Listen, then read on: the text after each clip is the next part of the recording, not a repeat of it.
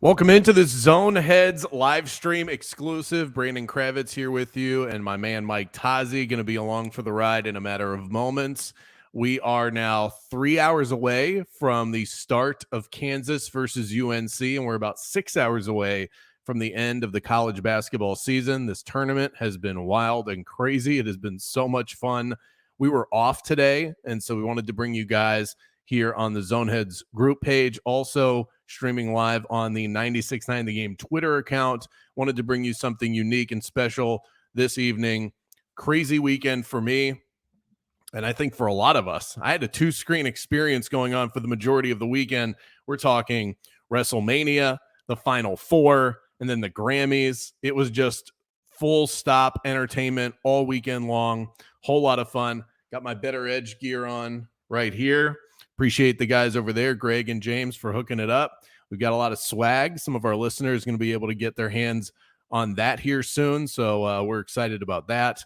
And could not find a fill-in for today, so we flipped the switch, and Doug Gottlieb, we streamed him nationally and right here in Orlando as part of our Fox Sports team, and I had tagged him whenever, and I'm going to add Mike Tozzi to the stream here. I was just telling the story of when I tagged Doug Gottlieb today when I couldn't find a fill-in for our show today, and so we just flipped the switch and we got Doug Gottlieb on to do his show, and he actually quote tweeted us and said, we got you covered. We'll keep the seat warm for you. So I thought that was really cool. And then I was in the car when he started his show at 3, which, by the way, feels really weird at 3 o'clock to not just start screaming into a microphone.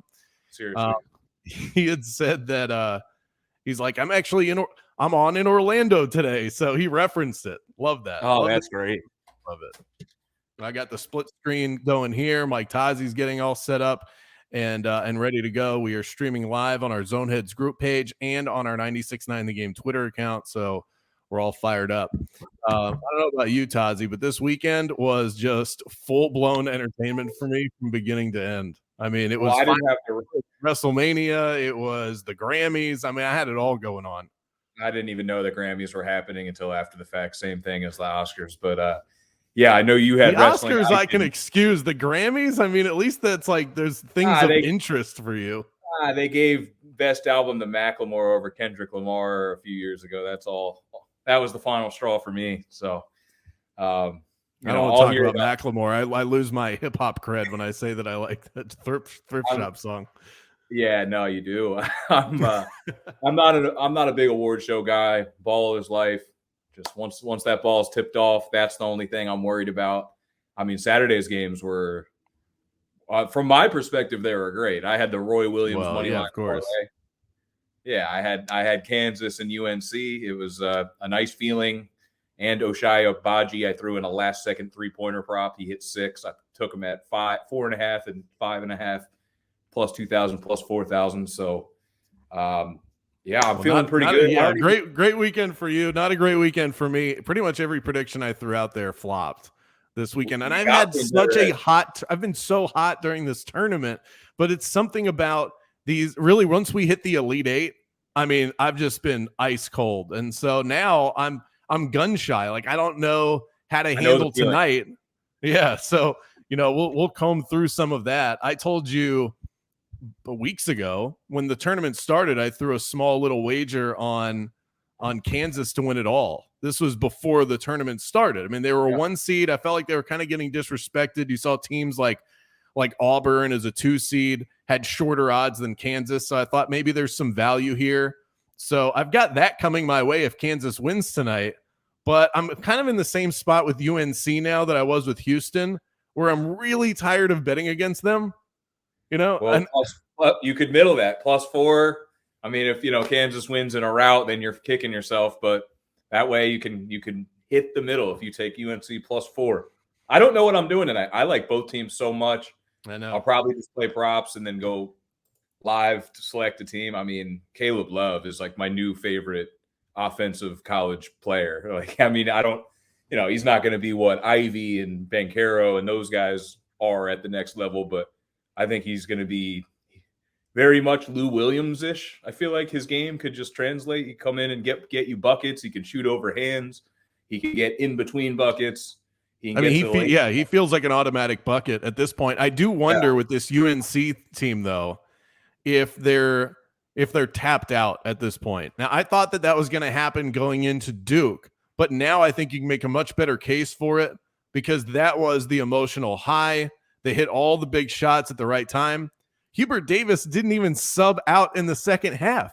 So these guys have to be some form of spent. Yeah, they don't either that or they're not, and they're just going to roll right through, and we're going to see another great game. But that's what I'm worried about with UNC. I mean, it has to be an observation, and they've only gotten 2 days or one full day off since their epic win against Duke.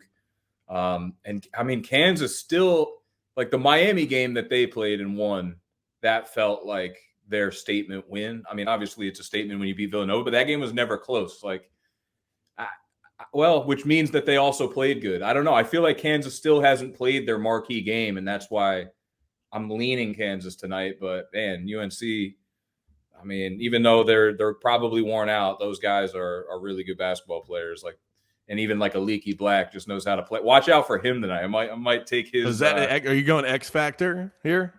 Well, it's funny. I almost took his 2 threes last game, which was plus 800, and he hit 2 threes. They reduced the odds tonight, but it's still like plus 350. Feel like he's going to get some looks. I mean, he's not, out of all the scorers on the team, it's not quite as fun having Leaky Black props, but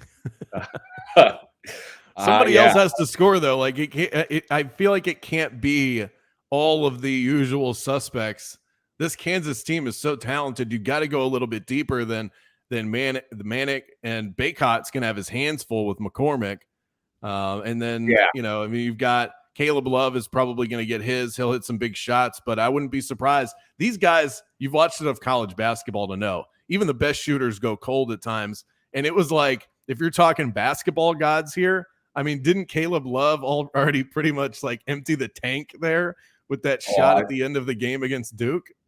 His interview afterwards, he acted like he didn't even do anything. Like he's just, oh my God, he was just cool as a cucumber. Yeah. So he's, if anything, I don't know. I kind of want to make the bold prediction this is his best game of the entire tournament, and he's had a couple epic games. If UNC is going to win, he's going to need to go for 30 and like be timely. But RJ, I mean, their backcourt has been tremendous. RJ is really what kept them afloat in that Duke game for a lot. Like Manic had a really rough first half. Love didn't really get going until late, and once he got going, he stayed going. And Baycott, he's here for the boards. I don't know how mobile he's going to be tonight. He's just going to give it his best, but for his game, which is below the rim, yet he's a great rebounder. He's not here to really dunk on you. He's here to grab boards, put backs, clog the lane, and I think he's better at that than David McCormick. But and McCormick's performance, I mean, exclamation point against Nova. They didn't have anyone to match up, so that will be a fun matchup, though. McCormick and Baycott. Yeah, they're very similar in the sense that they can be dominant, but they're not really the guys that you run your offense through. They're just kind of there, and they get theirs because you're always going to have an opportunity for clanks off the rim in college basketball. So I'm curious to see. That matchup is probably one of the bigger ones. Manic hit some big shots, even though he struggled in the first half. I mean, my goodness, this guy was looking like Dirk Nowitzki at the end of the second half. It was crazy. Larry Bird, one of our zone heads, even tweeted that today, and I even sent it in like a group text like a week back, like kind of just clowning, but college player wise, he really is kind of the poor man's Larry Bird. Yeah. He's kind of got that. He's got that really high release, Oh my God, what a funky release that is! Some of those corner threes, like impossible angles, but when he can make a shot from anywhere with any sort of situation, any sort of contested situation, because of the way he shoots the ball. As long as he gets it over his head, it could be good from anywhere. Yeah, and he's clutch. These guys are UNC, like they are just not to be denied. No, all of them. And I thought Duke played a really good game. Like Duke has nothing to be ashamed of in that loss besides getting eliminated by your rival. But like ultimately, I thought they brought it. Banchero was really good per usual. Mark Williams, he got in foul trouble. That was weird. Coach K kind of didn't play him enough minutes after he picked up 2. And then I don't know. The Mark Williams thing was a little bit strange, but what's his name? Trevor Keels had the game of his tournament. Like, that was, I didn't think Duke could lose if he scored 18 like he did. Yeah, scored nice. You got to hear 19 points on 8 of 14. So we have here a question on the Zoneheads Facebook page. By the way, we're also streaming live on 96.9 The Game Twitter account. And the game tonight, if you're in the car, is going to be on FM 96.9 The Game. So if you're traveling around, you can hear the game via us. Over under set at 151.5. What you got? I lean towards. My first thought was the under. And then I went back and I looked at last year, which felt like a defensive contest. Baylor just shut down Gonzaga. And I did a point tally. That was at 156 last year. So if I think if you get a good game where these two offenses, which can both light up the scoreboard quickly too, that the over could hit there. I think you could also hit an over in a similar situation to what we had last year, where you've got, and it would most likely be Kansas doing this, where they just kind of like throttle up and UNC can't keep pace, and they're getting a lot of easy putbacks on the other side, like transition twos and all of that. Like you could easily rack up points that way too. So my initial gut was under, but I think in these games, the legs are tired. All of these guys are shooting lights out at this point. So you're going to have one team that catches fire tonight, if not both. You just have a better chance with the over. Yeah. Both these teams are so big league, and like Kansas is capable of locking up, but UNC is so talented. They're just going to keep shooting. Kansas goes to sleep at times off. Like they'll build a 10-point lead and then just be chilling. And then it'll be like a 6-point game. And then they'll go on their Kansas type of mega run. Yeah. They have like these Jayhawk furies they go on. Oh, they're furies. But then UNC, like they have enough offense to where if Kansas ever goes to sleep, UNC will be fine. So that's a lot of points. Like it is. I mean, like 77-74 doesn't even get it done. That's the one problem. But they're also two teams I would be scared to death of dealing with an under. I mean, they can snipe. So many guys can shoot. The pace is going to be probably NBA style. I mean, for that reason, I got to go over, but I'm definitely not taking it. I mean, the over is always scary because Vegas wants you to take the over, right. Because that's what everybody does. There's nothing less fun in betting than betting an under. Unless you get really crappy teams who can't make a shot. Or like something like that. Or you get a football game that's in the rain. Yeah, like one of those bad quarterbacks. Like there's times where you can take shots at the under, but when you're dealing with like a Baji and Caleb Love and guys who could shoot it from half court, like I don't really want to go against that. We have right here, it says I don't know why. It's usually it pops up with the name here. It says Facebook user. So shout out to Facebook user there. They're taking the under.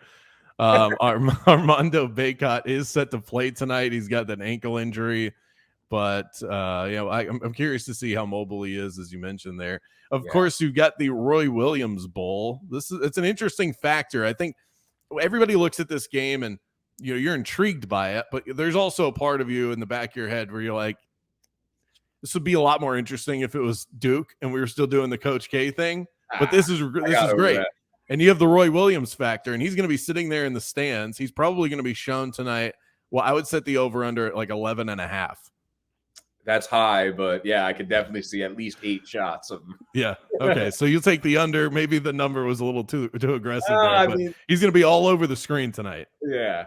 He's going to be like AJ McCarron's girlfriend during the national championship. Webb, whatever happened to her. That was a whole thing for a while. Yeah. I don't know. Shout out to Catherine Webb. I don't know what she's doing these days. It has to be making more money than AJ, but AJ did have a couple years of backing off in the league. That's true.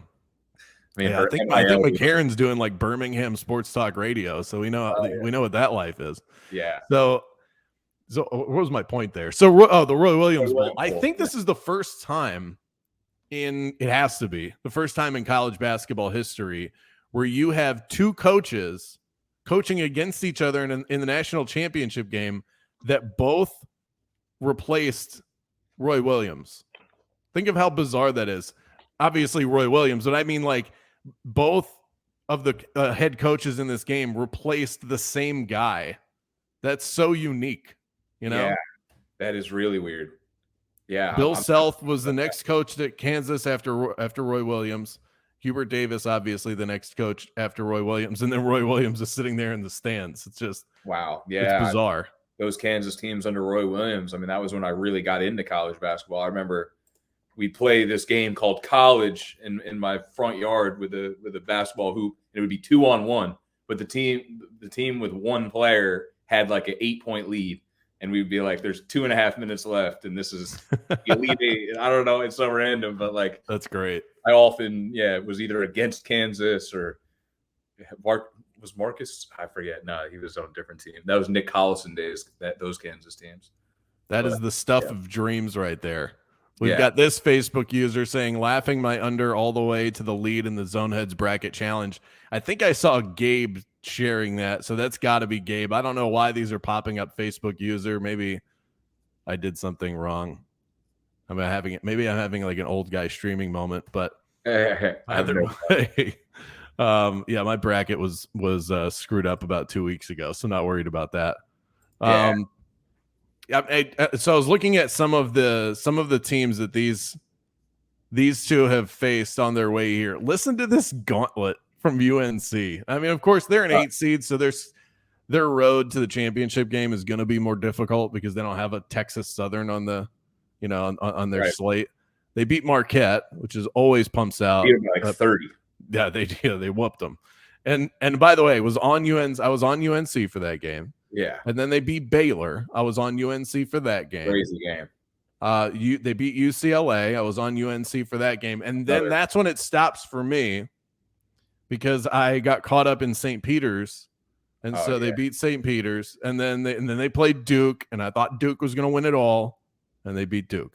So anyway, that's the list. Marquette, one of the all-time runs, I feel like. That's UNC. Great. Even beating St. Peter's because people were afraid of them. They had like voodoo magic going on, Well, think about that. I mean, they beat Marquette, which is perennially a solid basketball program, has been for as long as I can remember, really well coached, definitely. They beat Baylor, the defending national champion. Yeah. They beat UCLA, a team that was in the final. Manic ejection too. Yeah, right. That's a good point. Blew a huge lead and still recovered and won in overtime. Like that game. Yeah, I mean, and they lost all their mojo. They went in when that overtime period started against Baylor.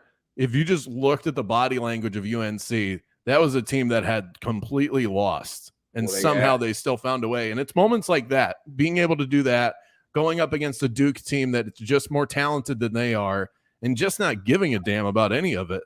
That's what makes it. It's really hard to continue to doubt them. But then they're going up against a juggernaut. But then they have St. Peter's. They get the darling of the tournament, and then Duke. So that's hell of a road, all-time road. Really, one of the best roads that I've ever heard. Even if they lose tonight, it's amazing that they got here. If they win tonight, I mean, it's an all-time memorable season for Tar Heel fans. And honestly, I never thought Duke was like flat out better. Like I thought it was kind of even. I thought Paolo was the best player on the court.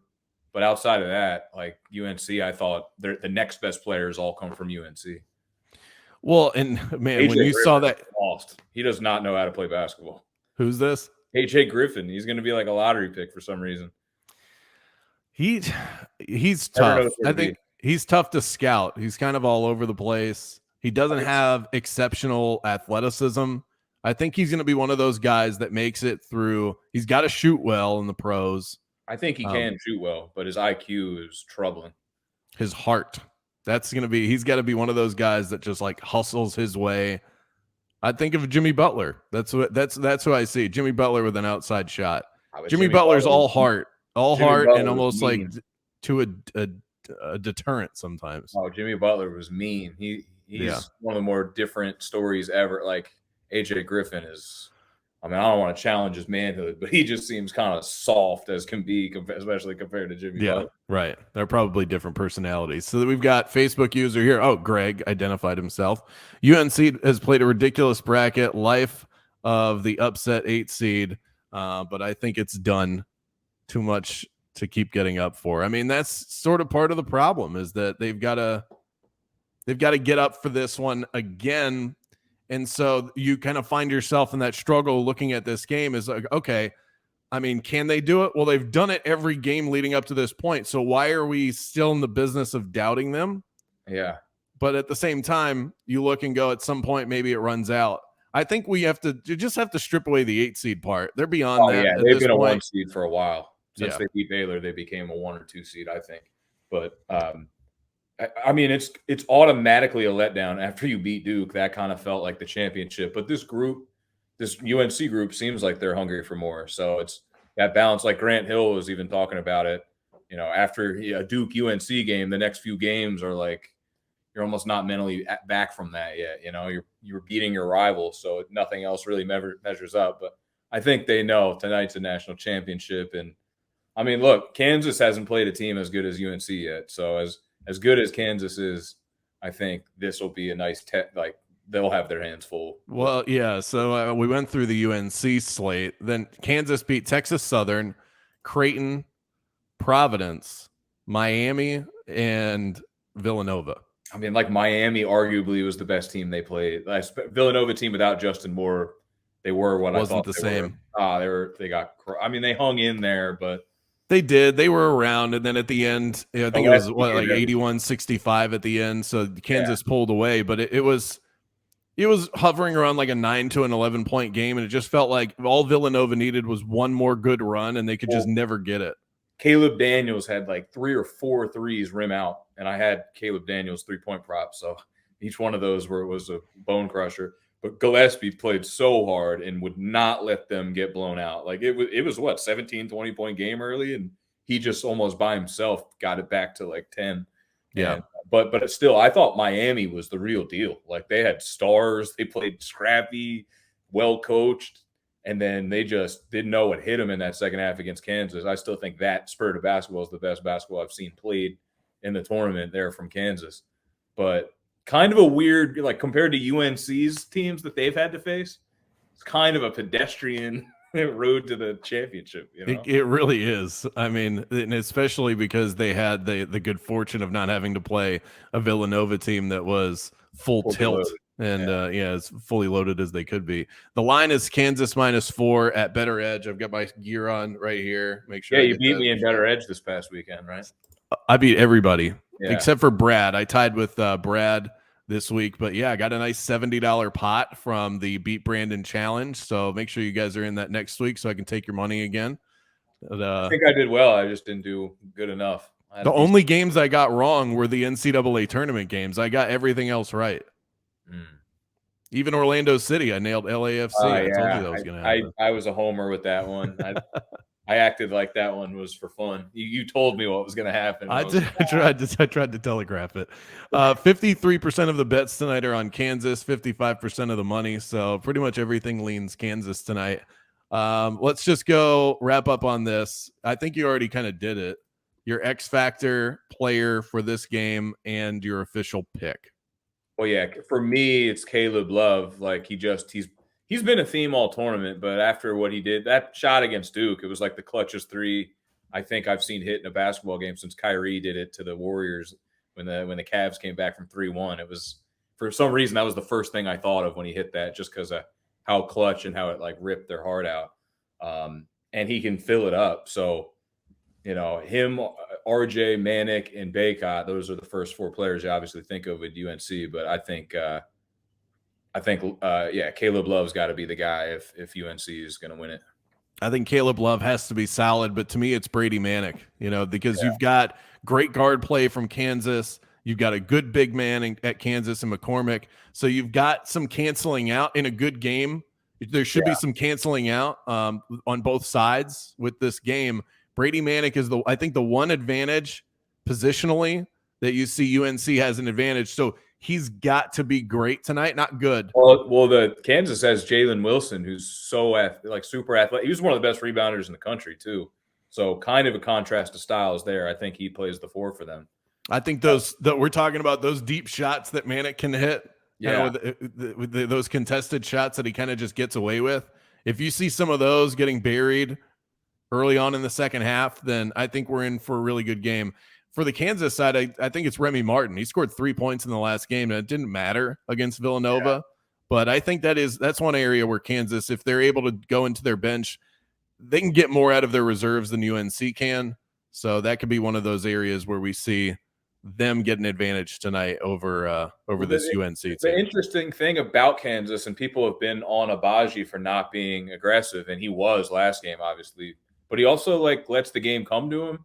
That team just kind of plays to find the open guy, or I mean, they had an idea. They wanted to pound McCormick on Villanova early because they had the size. But they kind of, it's never like one guy to go through, which is why they're a machine and why certain guys don't put up crazy numbers in certain games. So they kind of just play how the game sort of goes. I mean, I don't have that for a fact, but just watching them play, eye test, any of those guys can kind of beat you if they're open. Yep. But I do think Abaji needs to really, like, you can't not take less than 12, 13 shots if you're him tonight. And being that this is the national championship, he needs to shoot. This Kansas team is phenomenal. They play great team basketball. There's multiple guys that can beat you, and I think that's why Brown. this Bills. Yeah, Brown. The end of that game, Braun Brown. Yeah, he didn't get going until the end. He had 5 assists last game too. In fact, his assist props there's I think it's plus 300 to get 5 assists, and he just got 5 last game. It went down to plus 265. But people are on it now. Yeah, he's another one of those X Factor guys. If he gets going, they've just got so much weaponry over there. That's what worries me about this. But I don't know. No matter what side, when you start losing, your confidence is shaken. So you kind of have to I've got to put that in the rear view. Just look ahead. I think UNC +4 feels like the bet tonight to go with. Plus, how fun is this UNC team? It's the side I want to be on right now, and I just think you're getting value. Could be a really good game. Comes down to a final shot. Kansas wins, and you still get that UNC cover. So I'm going to go UNC +4 tonight. Man, this is a tough one. I mean, as a pundit, like if I'm making my official pick, it's hard to not go with Kansas because they're like a proven machine. Whereas UNC, they got like 4 really good players, and if those 4 guys ball out, then it's UNC. So I don't know. It's a little bit more freestyle, it seems, for UNC. If Love gets hot, if RJ Davis gets hot, and you get a solid performance from Manic with Baycott just doing his double-double thing, they should be able to cover that 4. But, man, Kansas on their best day, man, they play such good spurts of basketball on both ends. I'm going to try to middle it. I'm going to say Kansas wins within 4 points. So you're taking Kansas, you're taking UNC +4, Kansas to win. Yeah, I'm trying that because I like both teams. It's kind of a It sounds like we're kind of on the same wavelength here, where it feels like a Kansas victory, but 4 is just too much to pass up with how good this UNC team has been. So there you go. That's our in the zone advice for the day. We're in lockstep here. It doesn't happen all the time. But yeah, so you can follow me at Brandon Kravitz on Twitter. Of course, we'll be chatting with all of our zone heads throughout the course of the night as well. At Tozcast is where you can find Mike Tozzi on Twitter, and I'm sure he'll be sharing his prop bet agony throughout the course of the night. Yeah, I haven't placed anything yet, especially with these odds shrinking. I don't know. I might just watch it as a pure fan. I mean, wow, it's a new tough. Man. My betting weeks go from Monday to Sunday, so it's just to be behind the 8 ball to start the week wouldn't be great. But then again, it's the national championship. Plus, you had a great weekend, so just bask in your glory, enjoy some basketball, and you know what? Very small sprinkles, as they say. This is like a 1-unit game for me. This isn't. I'm not going crazy on this one. Both of these teams are so good. I mean, we can give our predictions. There's no real feel here. You have to win all of your games to get to this point. It's so hard to pick the national championship because of that, because you've got to be so hot to get to this point. You've got to deny a scorching hot team when you're going against them. So I just take the points. Yeah, that's the tough thing. I mean, I'm usually pretty decent at calling college football and college basketball national championships, but I had such a good Final Four. I got to be careful. I feel like it's a new week. I might not be as locked in. I like these teams so much that I think it's going to be a good game. I mean, when you go with vibes here, the vibes, UNC wins because they just beat Duke. Look at the road that they've had, the overcoming the loss of Brady Manick and blowing that lead against Baylor. Like, to win that game with stick-to-itiveness of a champion. Hubert Davis, he's trying to go where nobody else has gone before. Bill Self loves finishing in second. You know, He sure does. Yeah. There's a lot of reasons to like UNC, but then if I'm going to say Kansas, it's because, man, nobody looks better than them in the country when they're on their game, but they're not always on their game. So it sets up for really one of the best on paper matchups I feel like we've had in the national championship and anything in a while. I cannot wait. Our weekend of sheer entertainment continues tonight. We are on the air tomorrow at 3 p.m. We're back, so we'll chat with you guys about that. Hope you enjoyed this special little live stream show that we did here to make up for us being MIA today from 3 to 6. Tozzi, enjoy the game. Yeah, you too, PK. We'll chat tomorrow. It's a late one. They're making us stay up late. I know. I drank coffee like 30 minutes ago. I never do that. That's good. All right. See you guys. All right, guys. See you tomorrow.